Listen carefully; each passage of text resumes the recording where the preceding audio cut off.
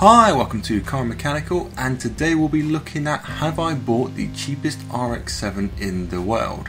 Now, in my previous eBay video I showed you a £230 RX7 shell that went. What I didn't show you is the top bit here, which shows that I won it. So I've won the RX7 for £230. I've won it knowing it's a complete bare shell, but it has the V5. And it also kind of occurs to me that it might be the cheapest one in the world, and I'm not aware of any that are cheaper. So if you know of any FD RX7s that are cheaper, let me know. And I know it might be a bit of a stretch to call a shell a car, however it's a V5 registered car, so if I build this up and get it MOT'd, you know, technically it will be the cheapest RX7, hopefully once I've finished the project. So let's have a look at the car. It showed up this evening. I had the whole shell transported from the south of England up to the Midlands, and let's go over the whole thing. It's essentially a shell. What I've done is I've got some borrowed car dollies here so I can actually wheel it into the garage, and like I said, it's a complete stripped shell. We can look at the things that are going to need doing to it. Now the bodywork's actually not in bad condition, or the bodywork that's there, and we'll come over the rust when I look at it in more detail. So it's had over fenders on it at one point, and it may do again. And the rear of the boot for some reason has been cut out. I never quite caught the reason from the owner for that, either for when it's been previously used for racing or for something like that. But the car's been sprayed, so the whole of the engine bay is fairly clean. Of the few parts that are left on the car, we've got the rear number plate, we've got the wheel arch liners, and it looks like there's a small hydraulic fluid reservoir for maybe the clutch or something. I'll find out as we get into it more. So let's have a look inside. So in general, it's quite clean. There's actually not so much rust, and the rust you can see is surface rust that should brush off. Now, as we get into a bit more detail, we'll have a look at some of those bigger blocks of rust you can see, and the fact that the boot's been cut out.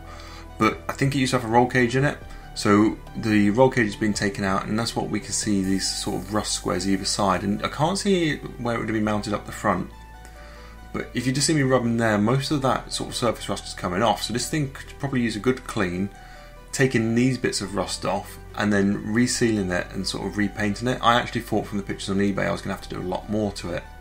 Now obviously that boot needs sorting out, and that's going to be quite high up on the priority list. But let's talk about the general plans for the car. It needs everything, but that's actually not the worst starting point, to be honest. So where I want to get to fairly quickly with this, and when I say quickly, I think this car is going to take me years to do. I'm going to document the whole thing, but I want to get it to the point where it's weatherproof.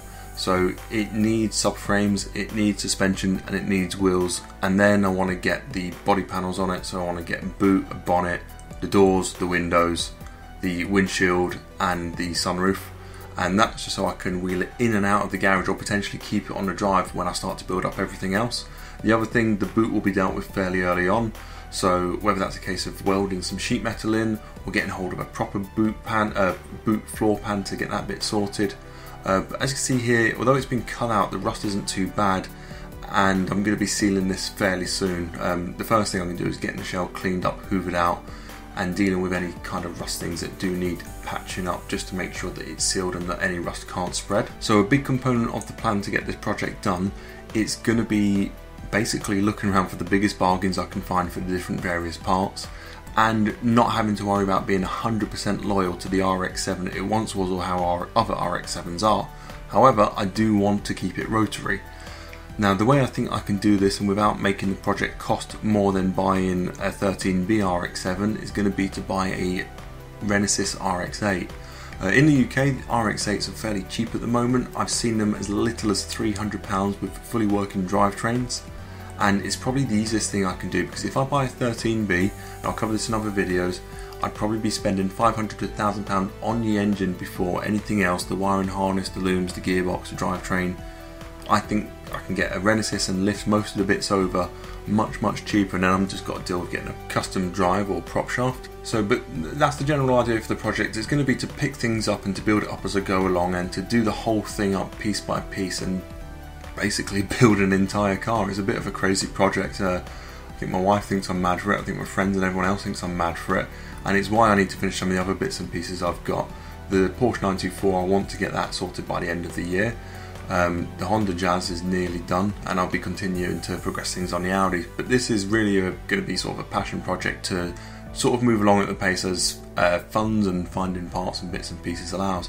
Now it's not to say I might not find an RX7 that's been wrapped around a tree, so we'll see what happens in terms of donor parts that show up, but I'm also just going to show you here how tight it is in my garage. I've had to clear a few things out, more things are going to go, but the RX7 is 4 meters dead on pretty much, and that's how much space is left in my garage when you look in there. So I'm going to have to be creative with storage, and some other bits are going to have to go, and that's why it needs to be a rolling chassis as soon as possible, because if ideally I want to get it outside so I can do various bits of work to it as needed.